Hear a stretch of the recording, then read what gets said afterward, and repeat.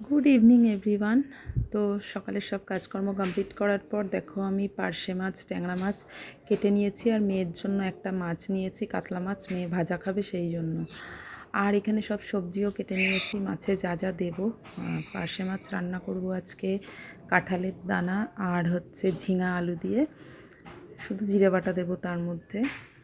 আর এদিকে দেখো ভাত বসিয়ে দিয়েছি, ভাতের মধ্যে উচ্ছে আলু সিদ্ধ দিলাম। আর পাশের গ্যাসে আমি তেল বসিয়ে দিয়েছি, মাছগুলো ভাজবো, সেই জন্য নুন হলুদ মাখিয়ে নিচ্ছি মাছে আগে।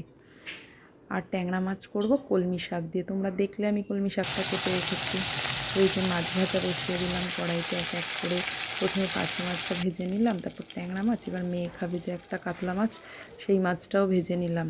এবার কড়াতে তেল দিয়ে তার মধ্যে জিরে ফোড়ন দিয়ে প্রথমে আলুগুলো ভেজে নিলাম। আলুটা একটু ভালো করে ভেজে নেওয়ার পর তার মধ্যে দিয়ে দিলাম ঝিঙা আর কাঁঠাল দানা।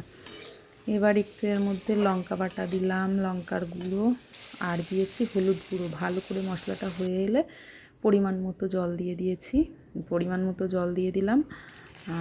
তো এবার ওইদিকে মাছের ঝোলটা ফুটতে থাক, আর এইদিকে আমি কলমি শাক করব ট্যাংরা মাছ দিয়ে। সেই জন্য রসুন কালো জিরে ফোড়ন দিয়ে লঙ্কা বাটা হলুদ গুঁড়ো দিয়ে দিয়েছি। মশলাটা হয়ে গেলে তার মধ্যে কলমি শাক দিয়ে দিলাম। এবার কলমি শাকটা ভালো করে নেড়ে চেড়ে গ্যাস সিম করে ঢাকা দিয়ে দিয়েছিলাম, গলে গেছে। তার মধ্যে মাছ দিয়ে নামিয়ে নিলেই রেডি।